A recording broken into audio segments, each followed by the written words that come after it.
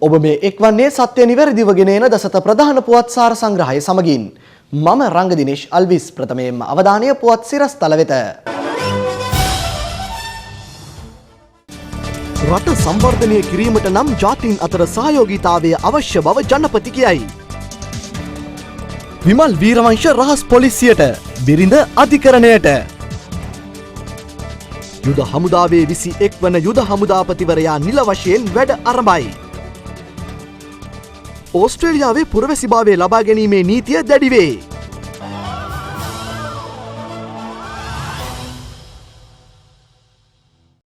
ජාතිභේද ඉවතලා සියලු දෙනා එක්ව රට ගොඩනැංවීමට නව වැඩපිළිවෙලට සහාය දිය යුතු බව ජනාධිපති මෛත්‍රීපාල සිරිසේන මහතා පවසනවා. 2014 දෙසැම්බර් මාස ඇති වූ ගංවතුර තත්ත්වයෙන් පොළොන්නරුව දිස්ත්‍රික්කයේ පූර්ණ සහ අර්ධ හානියට ලක් වූ නිවාස සඳහා ආධාර ලබා දීම සඳහා පැවති උත්සවයකට සහභාගී වෙමින් ජනාධිපතිවරයා මේ බව පැවසුවා. පොළොන්නරුව දිස්ත්‍රික්කයේ සියලු ප්‍රාදේශීය ලේකම් කොට්ටාශ ආවරණය වන පරිදි මෙම ආධාර බෙදා දීම සිදු වූ අතර වැය කර ඇති මුදල රුපියල් මිලියන 35කි.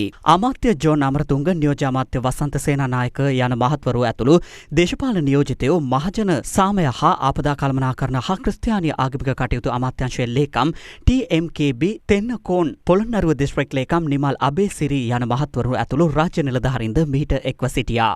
පසුගිය කාලය තුළ ඇතිවෙච්ච සිදුවීම් අධ්‍යයන කිරීමේදී මට ලැබිච්ච තොරතුරු තමයි මේ පිළිබඳව අවශ්‍ය විශේෂඥ වාර්තා ඇතැම් වෙලාවට ඒවා සැලකිල්ලට අරගෙන නැහැ. විශේෂඥ වාර්තා ක්‍රියාවට නංවල නැහැ. සමහර වෙලාවට අවශ්‍ය අධ්‍යයනයන් කරලා පර්යේෂණ කරලා ඒ තොරතුරු මත ගත යුතු තීරණ අරගෙන නැහැ. ඒ නිසා රට වශයෙන්ම ඇතිවන ආපදා තත්ත්වයන් වලදී උඩරට කඳුකරයගත් විට නායෑම්, ඒ වගේම පහත් බිම් ප්‍රදේශගත් විට ඇතිවන මේ ගංවතුර සහ නියම් තත්ත්වයන්, මේවා පිළිබඳව අපි රටක් විදිහට විශේෂඥ දැනුමත් සමග මේ සඳහා පුළුල් අධ්‍යයනයක් කරලා අවශ්‍ය තීරණ අරගෙන අපේ ජනතාව මෙවැනි විපත් වලින් බේරා ගැනීම සඳහා කළ හැකි කළ යුතු සියලු දේ රජයක් විදිහට අපි කිරීමට බලාපොරොත්තු වෙනවා. මේ අතර කදුරුවෙල නගරයේ ජුම්මා මුස්ලිම් පල්ලිය වෙත ඊයේ ගිය ජනාධිපති මෛත්‍රීපාල සිරිසේන මැතිතුමා එහි පැවති විශේෂ ආගමික වතාවත් සඳහා සහභාගී වී ආශිර්වාදය ලබා ගත්තා. පොළොන්නරුව දිස්ත්‍රික්කයේ මුස්ලිම් ජනතාව විශාල පිරිසක්ද මෙම අවස්ථාවට එක්ව සිටි අතර ජනාධිපතිතුමා එහිදී කියා සිටියේ ජාති ආගම් බෙහෙදයකින් තොරව රට ගොඩනැංවීමට සියලු දෙනා එක්විය යුතු බවයි.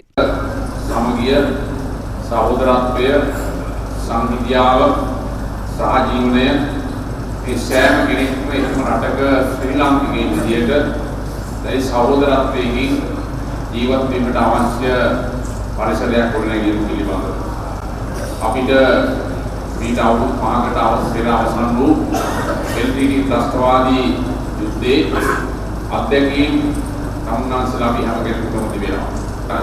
රටේ ජීවත් වන සෑම කෙනෙක්ම මොන විදිහේ භාෂාවක් කතා කළා, මොන විදිහේ ආගමක් ඇදහුවත් Taman සෑම කෙනෙකුටම රට තුළ නිදහසේ සතුටින් සාමයෙන් ගත කරන්න පුළුවන් රටක් විදියට අපේ රට ගොඩනැගී. මේ රටේ විශේෂයෙන්ම ජනතාව අතර සමගිය, සහෝදරත්වය, විශ්වාසය, බිය සැක නොමැතිව ජීවත් වීමේ පරිසරයක් ගොඩනැගීම තුළ රටේ ජනතාව බලාපොරොත්තු වෙන්නා වූ ඒ අපේක්ෂාවන් බලාපොරොත්තු ඉෂ්ට කිරීම තමයි ප්‍රධාන වශයෙන්ම අපේ වගකීම සහ යුතුකම් වෙලා තිබෙන්නේ. හිටපු අමාත්‍ය විමල් වීරවංශ මහතාගේ බිරිඳ වන ශෂී වීරවංශ මහත්මිය රිමාන්ඩ් බාරයට පත් කරන්නේද නැද්ද යන්න පිළිබඳ අධිකරණ වෛද්‍ය වාර්තාව සලකා බැලීමෙන් අනතුරුව තීන්දුවක් ගන්නා බව කොළඹ මහේස්ත්‍රාත් අධිකරණය ප්‍රකාශ කර තිබෙනවා. අධිකරණයට කරුණු ඉදිරිපත් කරමින් අපරාධ පරීක්ෂණ දෙපාර්තමේන්තුව සඳහන් කළේ ඇය අත්අඩංගුවට ගෙන මේ වන විට මාලබේ ප්‍රදේශයේ පෞද්ගලික රෝහලක රඳවා සිටින බවයි. අත්අඩංගුවේ පසුවන ශෂී වීරවංශ මහත්මිය රිමාන්ඩ් බාරයට පත් කරන ලෙස අපරාධ පරීක්ෂණ දෙපාර්තමේන්තුව විසින් කොළඹ මහේස්ත්‍රාත් අධිකරණයෙන් ඉල්ලීමක් කරනු ලැබුවා. කොළඹ මහේස්ත්‍රාත් ගිහාන් පිලපිටිය මහතා මේ බව ප්‍රකාශ කළේම ඉල්ලීම සලකා බලමින් ජාතික නිදහස් පෙරමුණේ නායක පාර්ලිමේන්තු මන්ත්‍රී විමල් වීරවංශ මහතාගේ බිරිඳ වන ශෂී වීරවංශ මහත්මිය අත්අඩංගුවට ගත්තේ රාජ්‍ය තාන්ත්‍රික විදේශ ගමන් බලපත්‍රයක් අවිධිමත් ලෙස සැකසීම හේතුවෙන් බව වාර්තා වනවා. වීරවංශ මහත්මිය අත්අඩංගුවට ගත්තේ මාලබේ පෞද්ගලික රෝහලක නේවාසිකව සිටියේදී. විමල් වීරවංශ මහතාගේ බිරිඳගේ සාමාන්‍ය විදේශ ගමන් බලපත්‍රයේ උපන් වර්ෂය ලෙස 1967ත් රාජතාන්ත්‍රික විදේශ ගමන් බලපත්‍රයේ උපන් වර්ෂය ලෙස 1971 යොදා ඒවායේ නම්ද වෙනස් කර තිබීම ගැන රහස් පොලිසිය පසුගිය කාලයේදී පරීක්ෂණ ආරම්භ කළා.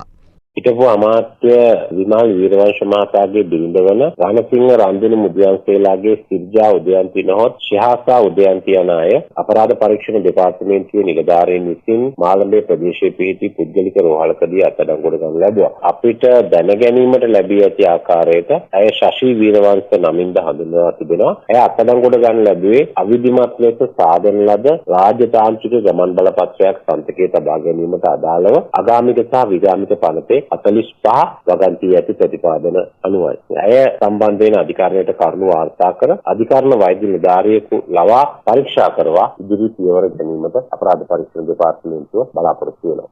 මේ අතර හිටපු අමාත්‍ය විමල් වීරවංශ මහතාගෙන් පොලිස් විශේෂ විමර්ශන ඒකකයේ අද ප්‍රකාශයක් ලබා ගත්තා. ඒ කඩුවෙල නගරාධිපති ජී.එච්. බුද්ධදාස මහතා කළ පැමිණිල්ලක් අනුවයි.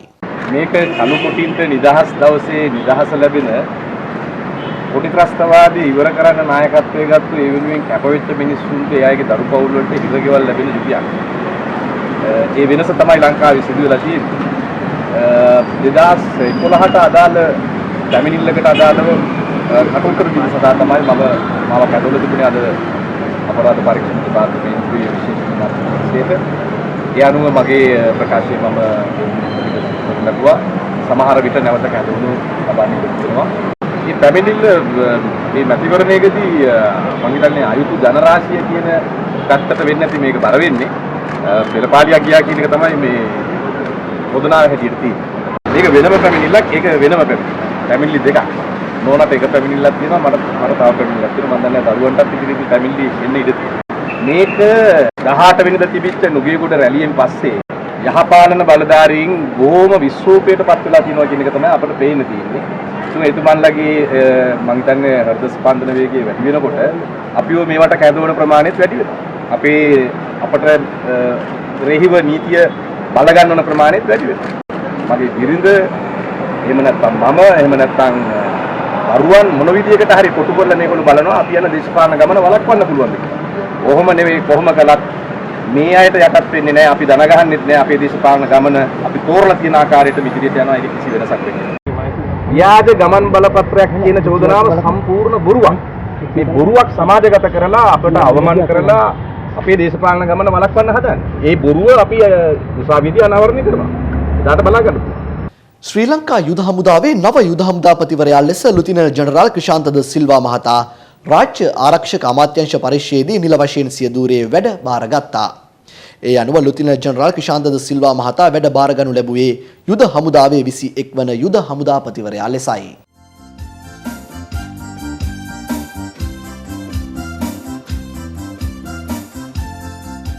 නව යුද හමුදාපතිවරයා පිළිගැනීම වෙනුවෙන් අමාත්‍යංශ පරිශ්‍රයේදී උත්තමාචාර පෙළපාලියක්ද පැවැත්වුණා. වැඩ බාර ගැනීමෙන් අනතුරුව බත්තරමුල්ල යුද හමුදා ස්මාරකය වෙත ගිය ක්‍රිෂාන්ත ද සිල්වා මහතා හමුදා ස්මාරකයට පුෂ්පපහරද දක්වනු ලැබුවා. මෙම අවස්ථාව සඳහා හිටපු යුද හමුදාපති ජනරාල් දයා රත්නායක මහතාද එක්ව සිටියා. 1980 දී කැඩෙට් නිලධාරියෙකු ලෙස යුද හමුදාවට එක්ව 1981 දී දෙවන ලුතිනල්වරයෙකු ලෙස ඉංජිනේරු බලකායේ 6 වන කාරක ඉංජිනේරු රෙජිමෙන්තුවට බැඳුණු ඒ මහතා මෙවන විට වසර 36ක සේවා කාලයක් සපුරා තිබෙනවා. යුද හමුදා ඉංජිනේරු බලකාධිපති දක්වා එම බලකායේ සියලු තනතුරු හොබවා ඇති ඒ මහතා යුද හමුදාවේ සැලසුම් අධ්‍යක්ෂ, මෙහෙයුම් සහකාර අධ්‍යක්ෂ, යුද හමුදා ලේකම් ස්වේච්ඡා බලකාධිපති, බටලන්ද මාණ්ඩලික පුහුණු පාසලේ උපදේශක, අනදින නිලධාරී හා සේනා විධායක යන තනතුරුද යුද හමුදා මාණ්ඩලික ප්‍රධානී ලෙසද කටයුතු කර තිබෙනවා. කෙටි විරාමයක් විරාමයෙන් අනතුරුව තවත් දේශීය පුවත් කිහිපයක් බලාපොරොත්තු වන්න.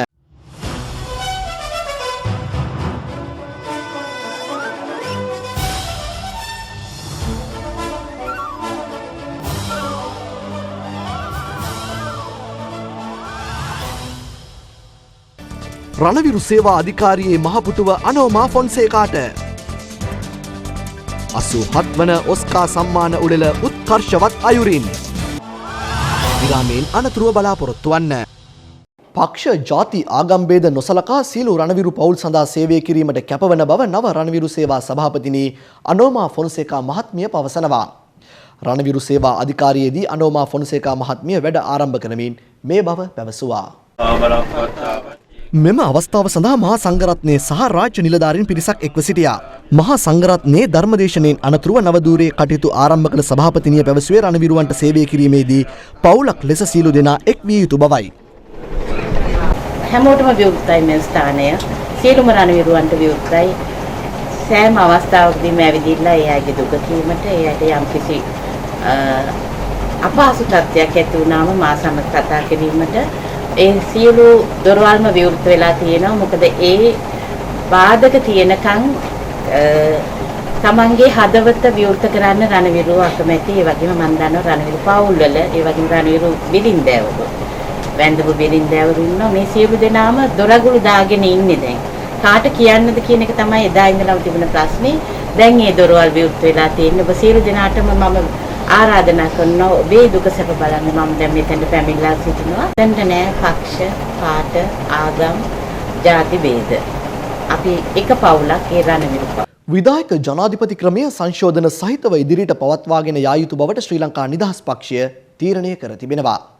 ශ්‍රී ලංකා නිදහස් පක්ෂයේ ඉදිරි මඟ ලෙස පැවති දෙදින විශේෂ වැඩමුළුවකදී එම තීරණයට පැමිණි බව ජනාධිපති මාධ්‍ය අංශය නිවේදනය කළා. ඒ අනුව ජාතික ආණ්ඩුවක් ලෙස ඉදිරියට කටයුතු කිරීමටද ශ්‍රී ලංකා නිදහස් පක්ෂය සිය එකඟතාව පළ කර තිබෙනවා. ඒ සඳහා එම පක්ෂයේ කොන්දේසි පිළිබඳ එක්සත් ජාතික පක්ෂය ඇතුළු සෙසු පක්ෂ සමග සාකච්ඡා කිරීමට පක්ෂ නායකත්වයට බාර දීමටද එකඟතාව පළ වී තිබෙනවා. තවද 17 වෙනි ව්‍යවස්ථා සංශෝධනයේ කිසිදු වෙනසක් අවශ්‍ය නොවන බවටද ශ්‍රී ලංකා නිදහස් පක්ෂ නියෝජිතයින් තීරණය කළ බව නිකුත් කළ නිවේදනයේ සඳහන් වෙනවා. කටුනායක ප්‍රදේශයේදී පැවති විශේෂ වැඩමුළුවේ පළමු දින සැසිවාරයට ජනාධිපති මෛත්‍රීපාල සිරිසේන මහතාද සහභාගී වූ බව ජනාධිපති මාධ්‍ය අංශය පැවසුවා.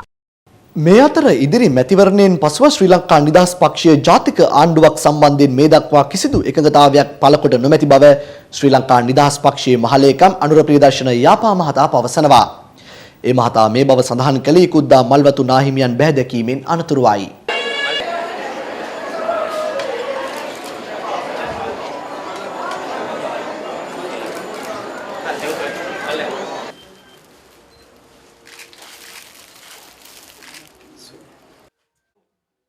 මෙම අවස්ථාව සඳහා ශ්‍රී ලංකා නිදහස් පක්ෂයේ ජාතික සංවිධායක සුසිරි ප්‍රේමජයන්ත මහතාද එක්ව සිටියා. ශ්‍රී ලංකා නිදහස් පක්ෂයේ නව නිලධාරී මඩුල්ල හමුව මල්ලතු පාර්ශවයේ මහානායක අතිපූජ්‍ය තිත්බටුවාවේ ශ්‍රී සුමංගල නාහිමියන් සඳහන් කර ඇත්තේ රටට අගතියක් වී ඇති මනාප ඡන්ද ක්‍රමය අහෝසි කොට සුළු දේශපාලන පක්ෂවලට හානි නොවන ලෙස සමානුපාතික ක්‍රමයට යා යුතු බවයි. ජාතික ආණ්ඩුවක් නිර්මාණය වෙනවා නම් නිර්මාණය වෙන්න ඕනේ අපේ පාර්ලිමේන්තුවේ ඉන්න සියලුම පක්ෂත් එක්ක. එහෙම නැත්නම් ඒක ජාතික ආණ්ඩුවක් නෙමෙයි. ඒ ඉලක්කය ලේසි ඉලක්කයක් නෙමෙයි. නමුත් අපේ රටේ ආණ්ඩු ක්‍රම ප්‍රතිසංස්කරණ, සමාජීය ප්‍රතිසංස්කරණ විය යුතු බව පක්ෂයකට අපි පිළිගන්නවා. මහජන මතයට අපි ගරු කරනවා. මහජනයාගේ බලාපොරොත්තු ඉටුවන නව ප්‍රතිසංස්කරණ ගැනත් අපි කතා කරමින් ඉන්නවා. අපි සමහර වෙනස්කම් කරන්න බය නොවන දේශ. ඒක තමයි අපේ සියලුම නායකින් අපිට උගන්වලා තියෙන්නේ. අපේ හිටපු ජනාධිපති මහින්ද රාජපක්ෂ මැතිතුමත් ඒ වගේම තාමත්ම ලොකු වෙනස්කම් මේ සමාජය තුළ වර්තමාන ජනාධිපතිතුමත් අලුත් මතයක් සමාජයට ඉදිරිපත් කළා තියෙනවා. මේ සියල්ලම කැටි කරගත්ත වැඩපිළිවෙලක් වෙනුවෙන් තමයි අපි ඍජුවම වෙණී හිටින්න ක්‍රියා කරන්නේ. ඕනෑම රජයක් පරාජය වුණාම ප්‍රධානම චෝදනාව වෙන්නේ ඒ හිටපු රජය කරපු කාර්යයන්. ඒවා හුඟක් වෙලාවට අපි දකිනවා දේශපාලන මතවාද හැටියට තමයි වංචා දූෂණ කියන කාරණාව ඉදිරිපත් වෙන්නේ. අපි පිළිගන්නවා ඕනෑම කෙනෙක් සම්බන්ධයෙන් නිවැරදි තොරතුරු තියෙනවා නම් ඒකට අධිකරණමය ක්‍රියාමාර්ගයක් දක්වා ගමන් කිරීම අපි විරුද්ධ වෙන දෙයක් නෙමෙයි. නමුත් දේශපාලන කතාවක් හැටියට යම් කාරණාවක් ඉදිරියට ගෙනීම ඉතා වැරදි. ආණ්ඩුක්‍රම ව්‍යවස්ථාවේ විධායක ධූරයේ බලතල විශාල වශයෙන් අඩු කිරීම හෝ එහෙම නැත්නම් විධායක ධූරය අහෝසි කිරීමට සමගාමීව පාර්ලිමේන්තුව ස්ථාවර වෙන්න ඕනේ. ඒතකොට පාර්ලිමේන්තුවේ තියෙන මැතිවරණ ක්‍රමයක් ස්ථාවර පාර්ලිමේන්තුවක් සකස් කරගන්න හැකිවන ආකාරයට මැතිවරණ ක්‍රමයේ වෙනසක් වෙන්න ඕනේ කියන අදහස අපේ පක්ෂය තුල තියෙනවා. ඉතින් ඒක පෙරදරි කරගෙන තමයි රජයෙන් ඉවලා තිබෙන සංකල්ප පත්‍රිකාව මේ දිනවල අපි පුළුල් ලෙස සාකච්ඡා කරගෙන යන්නේ. ඒ වගේම අපි දැක්ක මේ සම්බන්ධයෙන් අපේ මාදුලාවේ සෝබිතනායක ස්වාමීන් වහන්සේට අදහස් දක්වලා තිබුණා. විවිධ සිවිල් සංවිධාන, දේශපාලන පක්ෂ අදහස් දක්වන. ශ්‍රී ලංකා නිදහස් පක්ෂයට අපේ ස්ථාවරයේ අනුව අපි කටයුතු කරනවා. මැග්නා කාර්ටා ගිවිසුමට වසර 800ක් පිරීම නිමිත්තෙන් බ්‍රිතාන්‍යයේ ලන්ඩන් නුවර පැවැත්වෙන ජාත්‍යන්තර නීති සමුළුව නියෝජනය කිරීම සඳහා අධිකරණ හා කම්කරු අමාත්‍ය විජේදාස රාජපක්ෂ මහතා දිවයිනෙන් පිටත්ව ගියා. එක්සත් රාජධානියේ මූලිකත්වයෙන් ජාත්‍යන්තර වාදය ක්‍රියාත්මක කරන ලෝකයේ රටවල් රාශියකගේ සහභාගීත්වයෙන් දින 4ක් පුරාවට එය පැවැත්වෙනවා. බ්‍රිතාන්‍ය එලිසබෙත් මහරජිනගේ ප්‍රධානත්වයෙන් මෙම ජාත්‍යන්තර නීති සමුළුවේ සමාරම්භක උළෙල පැවැත්වුණා. සමුළුව නියෝජනය කිරීම සඳහා අධිකරණ අමාත්‍යවරුන්, නීතිපතිවරුන්, විනිශ්චයකාරවරුන්, නීති විශාරදීන්, නීති වෘත්තිකයින්, නීති අධ්‍යාපනඥයන් හා ජාත්‍යන්තර වෙළඳ හා ආර්ථික විශේෂඥයන් ඇතුළු පිරිසක් සහභාගී වී සිටියා. මෙහිදී තිරසර සංවර්ධනය, නීති මූලධර්ම, ජාත්‍යන්තර ආර්ථික නීති රෙගුලාසි, ජාත්‍යන්තර වෙළඳ ගිවිසුම් හා නූතන ප්‍රජාතන්ත්‍රවාදය පිළිබඳ සාකච්ඡා කෙරෙන බව අධිකරණ අමාත්‍යාංශය පවසනවා.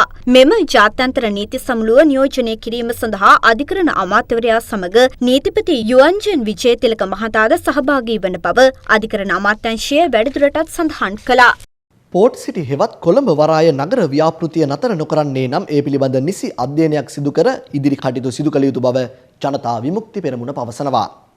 එම පක්ෂයේ පාර්ලිමේන්තු මන්ත්‍රී සුනිල් හඳුන්නෙත්ති මහතා සඳහන් කළේ පරිසර අධ්‍යයන වාර්තාවක් මෙන්ම ආර්ථික වශයෙන් එහි ඇති වැදගත්කම පිළිබඳවද අධ්‍යයනයක් සිදු කළ යුතු බවයි. පෝට් සිටි සම්බන්ධ පරීක්ෂණයේදී එක් දවසකින් කැබිනට් මණ්ඩලය අනුමත කර සම්පූර්ණයෙන් ක්‍රියාවට නගා ඇති බව සුනිල් හඳුන්නෙත්ති මහතා පැවසුවා. නමුත් මේ පිළිබඳ ශක්‍යතා අධ්‍යයනයක් හා පරිසර වාර්තාවන් නිසි ආකාරයකින් සිදු කර නොමැති බව ඔහු කියා සිටියා. ජනාධිපතිවරණ සමයේ වත්මන් ආණ්ඩුවේ නායකින් ප්‍රකාශ කළේ පෝට් සිටි ව්‍යාපෘතිය නතර කරන බවයි. එහෙත් එම ව්‍යාපෘතියේ අඩුපාඩු සකස් කර අඛණ්ඩව ක්‍රියාත්මක කිරීමට තීරණය කර ඇති බව පසුගියදා පැවති කැබිනට් තීරණ දැනුම් දීමේ මාධ්‍ය හමුවකදී අමාත්‍ය රාජිත සේනාරත්න මහතා ප්‍රකාශ කළා. කෙසේ වෙතත් අග්‍රාමාත්‍ය රනිල් වික්‍රමසිංහ මහතා පාර්ලිමේන්තුවේදී කියා සිටියේ අදාළ ව්‍යාපෘතිය සම්බන්ධයෙන් සොයා බැලීමට පත්කර ඇති කමිටු වාර්තාව ලැබෙන තුරු ඒ පිළිබඳ අවසන් තීරණයක් නොගන්නා බවයි. කැබිනට් ප්‍රකාශක දොස්තර රාජිත සේනාරත්න මහතා පැවසුවේ මේ ව්‍යාපෘතිය නතර කරන්න තවම තීරණයක් ගෙන නොමැති බවයි. මීට අදාළ ගිවිසුම සම්බන්ධයෙන් සියලු කරුණු සොයා බලා ගිවිසුම අත්සන් කිරීමේදී වංචා දූෂණ සිදු වී ඇතනම් රටට හානිකර කොන්දේසි ඇතුළත් කර ඇතනම් ඊට අවශ්‍ය නිසි පියවර නගන බව රාජිත සේනාරත්න මහතා පැවසුවා. කෙටි විරාමයෙන් අනතුරුව තවත් දේශීය පුවත් කිහිපයක් බලාපොරොත්තු වන්න.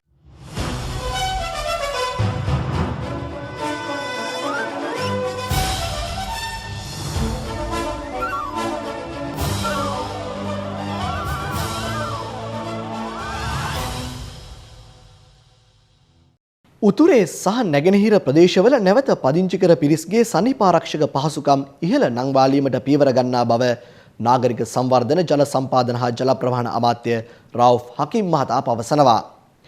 ඔහු මේ බව සඳහන් කළේ වකුගඩු රෝගීන්ගේ සහ නැවත පදිංචි කළ පිරිසගේ අවශ්‍යතා සොයා බැලීමට නැගෙනහිර ප්‍රදේශයේ සිදු කළ සංචාරයක් අතරතුර. මෙම අවස්ථාවට ප්‍රදේශයේ පුද්ගලයන් රැසක් පැමිණ සිටියා. තවද ආගමික නායකින්ද මෙම අවස්ථාවට පැමිණ සිටියා. නව රජයේ නව වැඩපිළිවෙල අනුව ජන ජීවිතය නගා සිටවන බව අමාත්‍යවරයා මෙහිදී පැවසුවා. මේ ජනයාගේ එදිනෙදා ජීවිතය වර්ධනය කිරීම සඳහා වූ ගත යුතු හැම ක්‍රියාදාමයක්ම කරන්න අපි කැප වෙලා සිටිය යුතු. දැන් ජනාධිපති මැතිවරණයේදී ලාංකිකයෝ අපි කවුරුත් අපි ගැන ප්‍රෞඩත්වයෙන් බලන්න පුළුවන් එක දෙයක් සිදු වුණා. ඒ වෙන මොකොත් නෙවෙයි. ඒක කවුරු දින්න කවුරු පෙරදුනායි කියන එක බලන්න නෙවෙයි. ප්‍රජාතන්ත්‍රවාදය ශක්තිමත් වුණා. ලබන 28 වනදා පැවැත්වීමට නියමිත පුදුකුඩු ඉරිප්පු සහ මූදුබඩපත්තු ප්‍රාදේශීය සභා ඡන්ද විමසීම සඳහා සියල්ල සූදානම් බව මැතිවරණ කොමසාරිස් මහින්ද දේශප්‍රිය මහතා පවසනවා. ඔහු කියා සිටියේ ඡන්ද පොළට ඇතුළු විය හැක්කේ නීතියෙන් අවසර ඇති පිරිසට පමණක් බවයි. ඡන්ද හිමියන් ඡන්ද පොළ කාර්යාල මණ්ඩලය තරක කරනු ලබන පිළිගත් දේශපාලන පක්ෂවල ලේකම්වරුන් අපේක්ෂකයින් ඡන්ද පොළ නියෝජිතයින් සහ නිරීක්ෂකයින් ඡන්ද පොළ රාජකාරියෙහි නියුක්ත පොලිස් නිලධාරීන් තේරීම් බාර නිලධාරීන්ගේ අවසරය ඇති වෙනත් පුද්ගලයින්ට පමණක් ඡන්ද පොළට ඇතුළත් වීමට අවසර තිබෙනවා. මීට අමතරව ජංගම දුරකථන භාවිත කිරීම, ඡායාරූප ගැනීම, වීඩියෝ කිරීම, අවි ආයුධ සන්තකයේ තබා ගැනීම, දුම්පානය, මත්පානය සහ වෙනත් මත්ද්‍රව්‍ය භාවිතය අපේක්ෂකයින්ගේ ආරක්ෂකයන් අවිසහිතව හෝ රහිතව ඡන්දපොළ තුලට පැමිණීම ඡන්දපොළ පරිශ්‍රය තුල සම්පූර්ණයෙන්ම තහනම් කර ඇති බව මහින්ද දේශප්‍රිය මහතා කියා සිටියා. ඡන්දපොළ මධ්‍යස්ථාන පිහිටි සම්පූර්ණ පරිශ්‍රයම ඡන්දපොළ ලෙස සලකුණු ලබන බවද කොමසාරිස්වරයා වැඩිදුරටත් සඳහන් කළා. ලොව විශිෂ්ටතම සම්මාන උළෙල ලෙස සැලකෙන 87 වන ඔස්කා සිනමා සම්මාන උළෙලේ ලොව විශිෂ්ටතම සිනමා උළෙල ලෙස සැලකෙන 87 වන ඔස්කා සිනමා සම්මාන උළෙලේ වසරේ හොඳම චිත්‍රපටය ලෙස බර්ඩ්මන් චිත්‍රපටය සම්මානයට ප්‍රාප්ත වුණා. වසරේ හොඳම අධ්‍යක්ෂවරයා ලෙස සම්මානයට පාත්‍ර වූයේ බර්ඩ්මන් චිත්‍රපටයේ අධ්‍යක්ෂ මෙක්සිකෝවේ ඇලෙජැන්ඩරේ ගොන්සාලිස් ඉනාරිටුයි.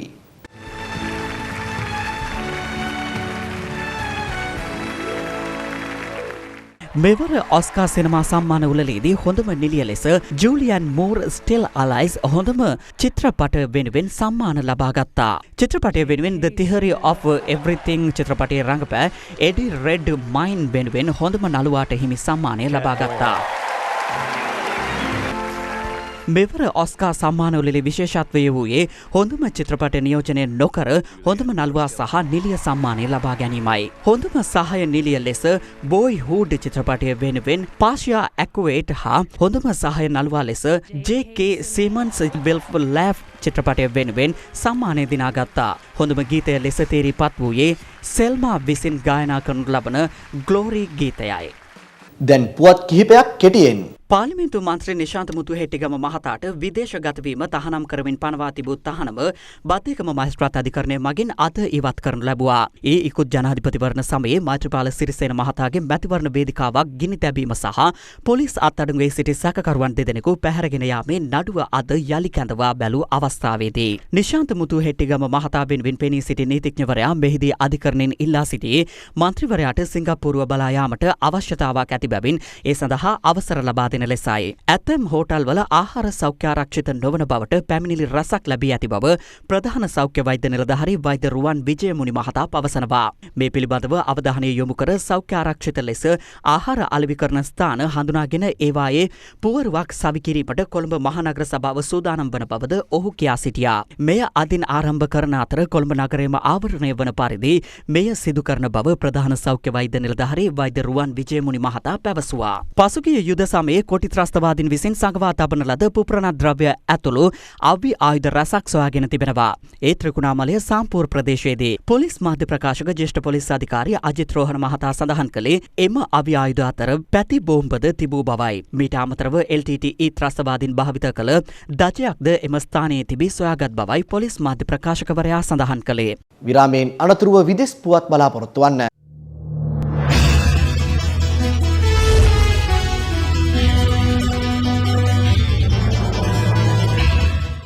දැන් විදෙස් පුවත්. පුරවැසි භාවය ලබා දීම සම්බන්ධයෙන් නීති තවත් දැඩි කිරීමට ඕස්ට්‍රේලියාව සූදානම් වනවා. අග්‍රාමාත්‍ය ටෝනි ඇබට් මහතා සඳහන් කළේ ත්‍රස්තවාදයට එරෙහි නව මෙහෙයුම්වල වැදගත් පියවරක් ලෙස මෙම නීති දැඩි කරන බවයි.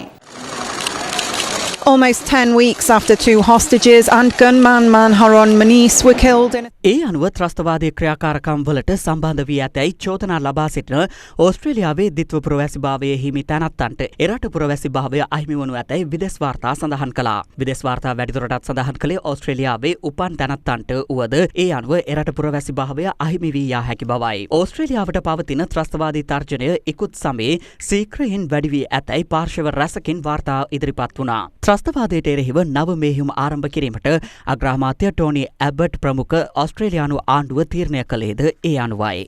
දැන් විදෙස් පුවත් කිහිපයක් කෙටියෙන්. පුද්ගලයන් 100කට වැඩි පිරිසක් රැගෙන බංග්ලාදේශයේ පද්ම නදියේ ගමන්ගත් මගී යාත්‍රාවක් අනතුරට ලක්වීමෙන් 41 දෙනෙකු මිය ගොස් තිබෙනවා. විදෙස් වාර්තා පැවසුවේ මෙම මගී යාත්‍රාව භාණ්ඩ ප්‍රවාහනය කරන ට්‍රෝලර් යාත්‍රාවක ගැටි අනතුරට ලක්ව ඇති බවයි. මාලදිවයිනේ හිටපු ජනාධිපති මොහමඩ් නෂීද් ත්‍රස්තවාදී චෝදනා සම්බන්ධයෙන් එරට පොලිසිය අත්අඩංගුවටගෙන තිබෙනවා. විදෙස් වාර්තා සඳහන් කළේ හිටපු ජනාධිපතිවරයා මේ වන විට රැඳවුම් කඳවුරක් වන දුනින්දු දූපතට යොමු කර ඇති බවයි. ඇමරිකාවේ කැනඩාවේ සහ මහා බ්‍රිතාන්‍යයේ සාප්පු සංකීර්ණ වෙත ප්‍රහාර එල්ල කරන බවට සෝමාලියාවේ අල් සබබ් ත්‍රස්ත සංවිධානය අනතුරු අඟවා තිබෙනවා. විදෙස් වාර්තා පැවසුවේ මෙම ප්‍රහාර සඳහා සිය අනුගාමිකයන්ට උපදෙස් ලබා දෙමින් ඔවුන් විසින් සකස් කෙරුණු වීඩියෝවක්ද මෙවන විට අන්තර්ජාලයට මුදා හැර ඇති බවයි. නෝර්වේ රාජ්‍ය ඔස්ලෝහි ජීවත් වන මුස්ලිම් ජාතිකයන් විසින් මිනිස් දම්වැලක් ඉදි කරමින් යුරෝපා පුරා පැතිර යන යුද විරෝධී රැල්ල හෙලා දැක ඇතැයි වාර්තා වනවා. විදෙස් වාර්තා සඳහන් කළේ යුදෙව් ජාතිකයන් වෙත සහයෝගිතාවය පළ කළ මෙම රැළිය සඳහා දහසකට අධික පිරිසක් සහභාගී වීම විශේෂත්වයක් බවයි. විරාමයෙන් අනතුරුව ක්‍රීඩා පුවත් සමගින් හමුවෙමු.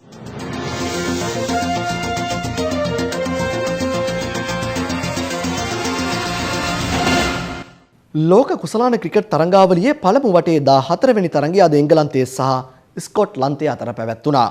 ඉන් එංගලන්තය ලකුණු 119කින් ජයගත්තා. මෙම තරගයේ නවසිලන්තයේ ක්‍රයිස්ට්චර්ච් හිදී ඒ කාණ්ඩයේ තරගයක් ලෙස පැවැත්වුණා. එංගලන්තය මේ වන විට තරග 3කට සහභාගී වී ඇති අතර එහිදී ඕස්ට්‍රේලියාව සහ නවසිලන්තය හමුවේ පරාජයට පත්වුණා.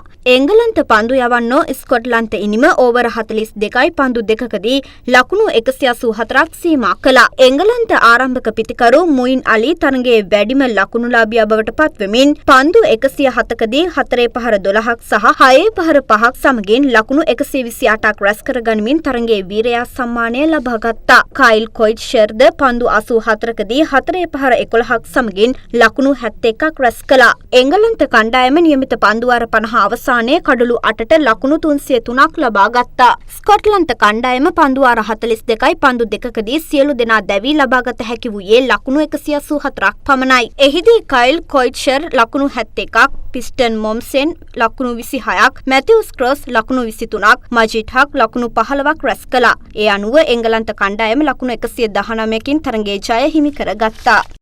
විරාමයෙන් අනතුරුව විදේශ විනිමය අනුපාතය බලාපොරොත්තු වන්න.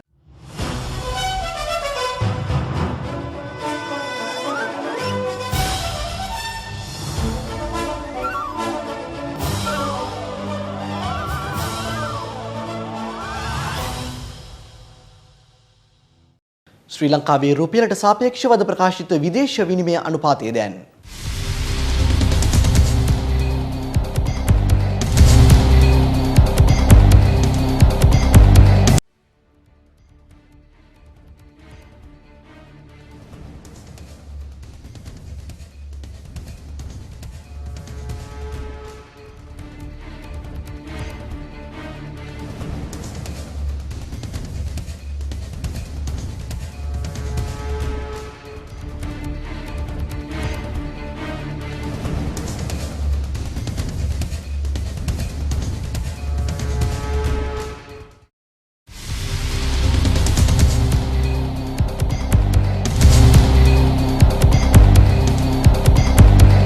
ඒ සමගින් අදට නියමිත දසත ප්‍රධාන පුවත් සාර සංග්‍රහය මින් නිමාවට පත්වනවා.